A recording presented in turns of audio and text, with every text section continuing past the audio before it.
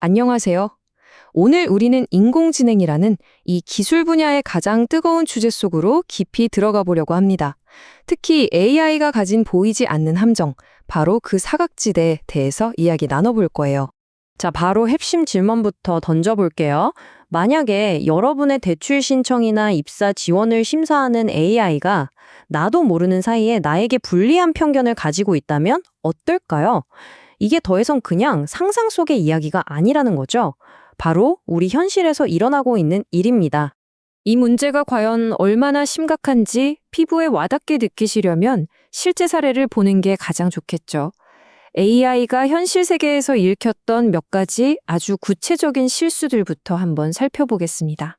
첫 번째 사례는요, 미국 법정에서 실제로 사용되었던 컴파스, COMPAS라는 AI 프로그램입니다. 이 AI의 임무는 뭐였냐면 피고인이 나중에 또 범죄를 저지를 확률, 그러니까 재범 위험도를 예측하는 거였어요. 판사들은 이 AI의 분석 결과를 판결에 아주 중요한 참고 자료로 썼습니다. 여기 나오는 이 숫자들이 모든 걸 말해주고 있습니다. 분석 결과를 보니까요, 이 컴파스 AI가 흑인 피고인의 재범 가능성을 실제보다 훨씬 더 높게 예측하는 오류를 범하고 있었던 거예요. 실제로 재범을 하지 않은 흑인 피고인들 중에 무려 44.9%가 고위험군으로 잘못 분류됐습니다. 근데 백인 피고인은 23.5%였어요. 거의 2배 가까이 높은 수치죠. 이건 시스템 자체에 명백한 인종적 편견이 스며들어 있다는 걸 보여주는 겁니다.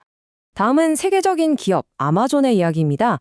아마존이 수많은 이력서를 자동으로 훑어보고 괜찮은 인재를 추천해주는 AI를 만들었거든요.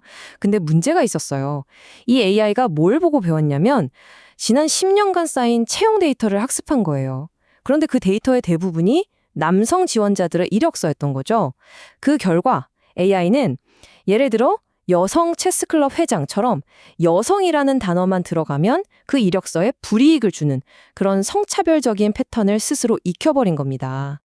의료 분야라고 해서 예외는 아니었습니다. 미국에서 사용된 한 의료 AI는요, 똑같이 만성 질환을 앓고 있는 환자인데도 불구하고 흑인 환자를 백인 환자보다 더 건강하다고 체계적으로 잘못 판단했습니다. 이 정말 어처구니 없는 결과가 왜 나왔냐면 AI가 의료비 지출액을 가지고 건강 상태를 판단했기 때문이에요.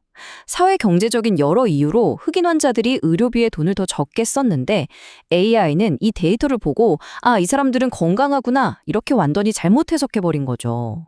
아니 도대체 왜 이렇게 똑똑하다는 AI가 자꾸 이런 실수를 반복하는 걸까요? 여기서 우리는 AI 신뢰 격차라는 개념을 이해해야 합니다.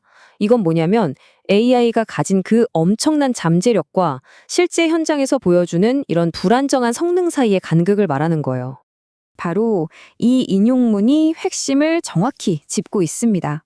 AI가 무슨 악의를 가지고 사람을 차별하는 게 아니라는 거죠. AI는 우리가 보여주는 데이터를 그대로 비추는 거울일 뿐이거든요. 우리 사회에 이미 존재하는 편견이나 불평등이 담긴 데이터를 그대로 배우면 AI는 그 편견을 그대로, 아니 어쩌면 더 크게 증폭해서 보여주는 겁니다. 왜냐하면 AI는 맥락을 이해하거나 뭐가 옳은지, 뭐가 공정한지 판단할 능력이 없으니까요. 이렇게 AI가 학습한 편견이 눈으로 봤을 때 어떻게 나타나는지 아주 확실하게 보여주는 실험이 하나 있습니다. 블룸버그라는 언론사가 이미지 생성 AI한테 이런저런 직업을 가진 사람들을 한번 그려봐 하고 시켜본 실험이에요. 자, 결과를 한번 보세요. CEO, 변호사, 판사처럼 사회적으로 좀 높은 지위에 있는 직업을 그려달라고 하니깐요. AI가 만들어낸 이미지는 거의 다 피부색이 밝은 남성이었습니다. 데이터 속에 녹아있던 우리 사회의 고정관념이 그대로 그림으로 나타난 거죠. 그런데 반대로 패스트푸드 직원이나 청소부 같은 저임금 직업을 그려달라고 하니까 결과가 완전히 달라졌어요. 이번에는 피부색이 어두운 사람들의 이미지가 훨씬 많이 나왔습니다. 바로 전 슬라이드랑 지금 이 슬라이드의 극명한 차이가 AI가 우리 사회의 편견을 얼마나 깊숙이 배우고 또 기계적으로 뱉어내는지를 정말 한눈에 보여주고 있죠. 그렇다면 이렇게 고장나버린 거울을 어떻게 고칠 수 있을까요?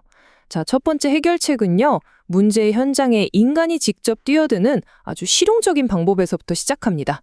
그게 바로 인간 참여형 루프, 줄여서 히틀이라고 부르는 개념입니다. 이건 단순히 인간이 AI를 감시하는 걸 넘어서요.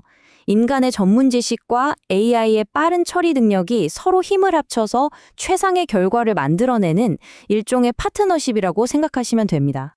어떻게 작동하냐면요. 아주 간단한 선순환 구조예요. 일단 AI가 1차적으로 판단을 내립니다. 그러면 인간 전문가가 그 결과를 보고 이게 맞는지, 공정한지, 맥락에 맞는지 검토하고 필요하면 수정을 하죠. 그리고 제일 중요한 세 번째 단계. 이렇게 인간이 고쳐준 피드백 데이터를 다시 AI에게 학습시키는 겁니다. 그래서 모델을 계속해서 더 똑똑하고 더 공정하게 만들어 나가는 거죠. 일종의 지속적인 개선 사이클이라고 할 수 있습니다. 이 표를 보시면 HITL이 얼마나 현실적인 해결책인지 바로 감이 오실 거예요. 우리가 앞에서 봤던 그 문제들에 그대로 적용할 수 있거든요.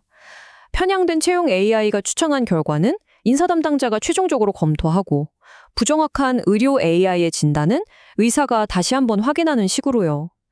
AI가 실수했을 때 인간이 바로잡아주는 그런 안전장치 역할을 하는 셈이죠. 이렇게 문제가 터질 때마다 사람이 개입해서 고치는 것도 물론 중요합니다. 하지만 애초에 문제가 덜 생기도록 시스템 전체를 잘 설계할 수는 없을까요? 이제는 개별 모델을 고치는 걸 넘어서 조직 전체의 책임감에 대한 이야기로 한번 넘어가 보겠습니다. 여기서 등장하는 개념이 바로 ESG 프레임워크입니다. ESG라는 말 들어보셨죠? 원래는 투자자들이 기업의 지속 가능성을 평가하는 기준이었는데 이제는 AI처럼 강력한 기술을 책임감 있게 개발하고 운영하기 위한 핵심적인 전략으로 자리 잡고 있어요. ESG는 환경, 사회, 그리고 지배구조, 이 세 가지를 중심으로 하는데요. 특히 사회, 소셜 부분이 우리가 지금까지 이야기한 문제와 바로 연결됩니다. 공정한 AI를 만들고 편향을 막는 것이 기업의 사회적 책임이라는 거죠. 그리고 앞에서 말했던 HITL 시스템을 도입하는 게 바로 이 사회적 책임을 실천하는 아주 구체적인 방법 중 하나가 될 수 있고요. 여기서 제일 중요한 건 뭐냐면 책임감이라는 게 나중에 추가하는 무슨 옵션 같은 게 아니라는 겁니다. AI를 기획하는 맨 처음 단계부터 개발하고 배포하고 또 운영하는 그 모든 과정에 걸쳐서 공정성과 안전성을 확보하기 위한 체계적인 지배구조, 즉 거버넌스가 처음부터 잘 설계되어 있어야 한다는 뜻입니다. 자, 이제 오늘 나눴던 이야기들을 쭉 한번 정리하면서 마지막 핵심 메시지를 한번 짚어보겠습니다. 결국 AI의 편향 문제는 기술 그 자체의 문제가 아니라 그 기술을 만든 바로 우리의 문제입니다. 그렇기 때문에 해결책 역시 기술이 아니라 우리 자신에게서 찾아야 하는 거죠. 그게 인간 전문가의 개입, HITL이든 조직 전체의 책임 경영, ESG든 그 중심에는 항상 우리의 신중한 판단과 가치가 있어야 합니다. 마지막으로 이 질문을 여러분과 함께 생각해보고 싶습니다. 만약 AI가 우리 사회의 모습을 그대로 비추는 거울이라면 우리는 그 거울 앞에 과연 어떤 모습을 보여주고 싶은 걸까요? 더 나은 AI의 미래는 결국 우리가 AI에게 어떤 데이터를 보여주고 또 어떤 가치를 가르칠 것인지 우리의 선택에 달려 있습니다.